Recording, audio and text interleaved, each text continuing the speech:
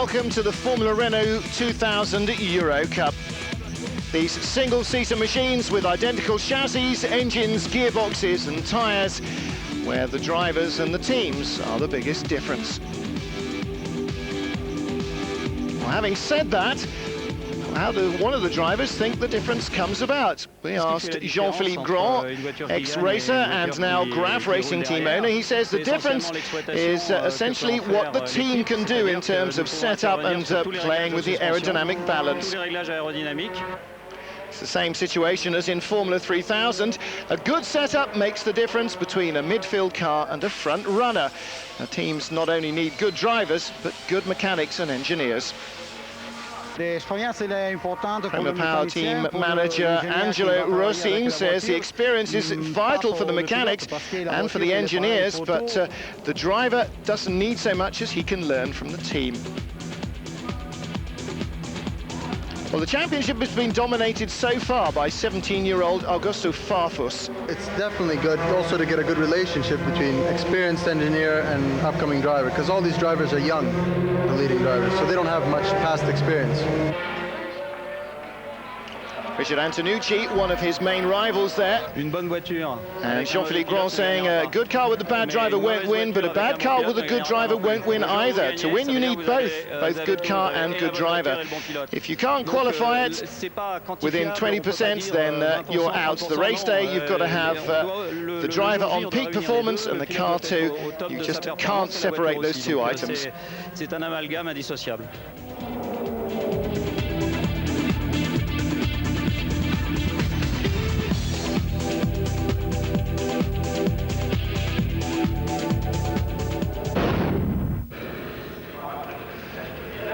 So Augusto Farfus, the dominant force in the Formula Renault 2000 Eurocup this season, in dominant form at Silverstone as well. The championship leader on pole position, Eric Salignon, the Frenchman, in second spot, runner-up in last year's French Formula Renault Championship. Ronnie Quintarelli in third, Fabio Carbone fourth. The British interlopers not able to break the full season domination. Farfus taking the lead as Carbone makes a blinding start from row 2 of the grid. He moves from fourth into second place down to the first corner.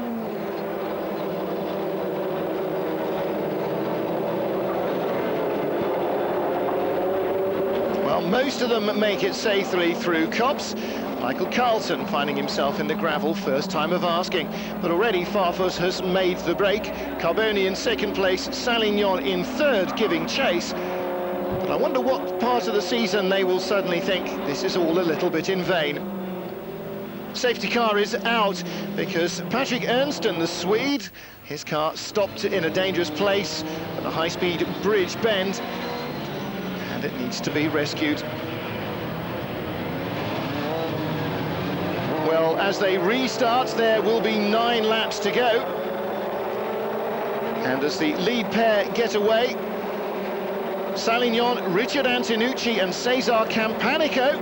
Well, there's a great battle there, those three abreast as they came across the start line. Campanico at the back of that, Antonucci, the blue and white Manor Motorsport car. But it's all about Farfus. He takes the fastest lap of the race, gains him another 2 championship points in addition to those that he's won already, to vault well ahead of his rivals in the series. And at the end of the race, well, as in qualifying, no doubting the fastest man. Farfus wins once more. Carbone second, Salignon in third place, but really in a completely different event. Augusto Farfus, blinding in qualifying, staggering racing ability. Really do wonder who's ever going to beat him this year. It was really good because my car was okay all the race, and in the last 3 laps I goes down to keep the tires. And for me this race is too important because the last race at Manicure I don't arrive, and I'm really good. This I want to say my thanks for my team, and that's all. Thanks. So Manicure, the fly in his ointment so far this year, but it's not a case of him having been beaten on the road yet. And with the next race coming up this weekend at Zolder, maybe he won't be. Christian Kernsen, the head of Renault Sport, who handed out the trophies, saying that the company's still thoroughly behind Formula Renault. It's a great driving school, and we've produced some very talented drivers from Formula Renault. He said it's very important for the future, this category, and I think today's podium proves that. I think we've got a bunch of young guys here who are going to go all the way. And for us, it's fantastic to be here at Silverstone. Great Britain, absolutely one of the strongest world motorsport forces. For us, this is a very important event, and to be associated with Eurosport is great for everybody here in the Formula Renault paddock as well. And we return with the Super Racing Weekends from Zolder in Belgium on Saturday and Sunday. Whether they can quite match the entertainment and excitement level, we'll wait and see.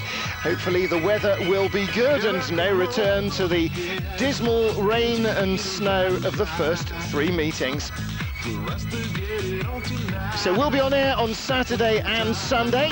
Because of our busy schedule, we will not be able to show all the races live. Look at your local listings for last-minute scheduling.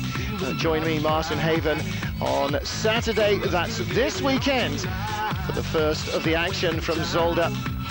It'll be meeting number 5, the midway point of the Eurosport Super Racing Weekends.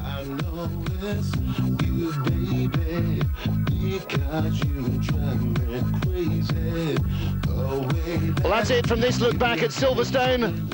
I'll see you at Zolder. Until then, from me, it's goodbye for now. Bye-bye.